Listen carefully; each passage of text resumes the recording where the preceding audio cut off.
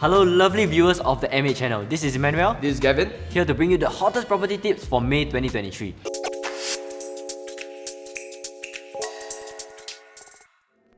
As you might have already heard, the government is increasing ABSD for your second private property onwards and even doubling ABSD rates for foreigners from 30% to 60%. So today we are going to share with you the best and most importantly legal ways we have helped our clients to avoid paying ABSD and still have a very solid property investment portfolio.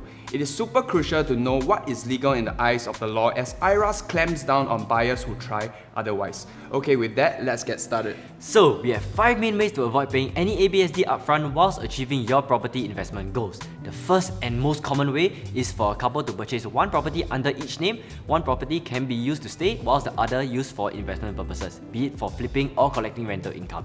If both of you already have your names in one property, this can be done by either decoupling by selling off that person's share to the other person or simply selling off the entire property and purchasing 2 new pieces of real estate, one under each name. Remember, if you choose the decoupling route, you still need to pay legal fees and buyer's stamp duty to purchase the other person's share. The second way is the one that often gets abused if used wrongly, and that is to have both new home buyers purchase the first property under a 99-1 tenancy in common agreement. Remember, this is different from the illegal 100-to-1 method to completely avoid ABSD, where a new home buyer purchased 100% of the share at the start to avoid ABSD, then selling 1% to a co-owner who already has property ownership to help to finance the property. So for the 99-1 method, should you guys choose to free up one name for another property purchase in the future, the person with 99% share only has to pay buyer's stamp duty on the remaining 1% share, along with the usual legal fees and seller's stamp duty if the decoupling process is still within SSD period.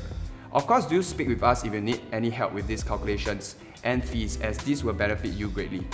Okay, now so for the remaining 3 creative ways to avoid paying ABSD, starting with considering dual key units. Dual key units are basically like 2 separate living spaces under one title, and one can be used for your homestay purposes, whilst the other side can be used to collect rental income. Of course, this is just for those of you who are interested to collect rental income while still having complete privacy for your living quarters. If you decide to sell the property, both living spaces would have to be sold together. And for the fourth method, this is saving upfront ABSD costs by upgrading to a new executive condo from a HDB flat. This way, you don't have to pay ABSD upfront like if you were to purchase a private property that's not an EC.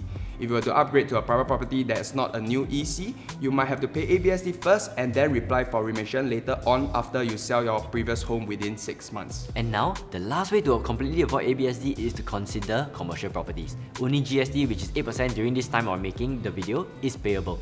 And of course, collecting rental or capital gain through commercial properties rely on totally different factors, so remember to do your own due diligence. With that, we have come to the end of 5 legal ways to avoid ABSD. We hope you enjoyed it and learned something from this video. Do remember to give us a like and subscribe to our channel for more real estate tips. Also, if you find the information shared useful, do share with your family and friends as well. We are M8 and catch you on the next one.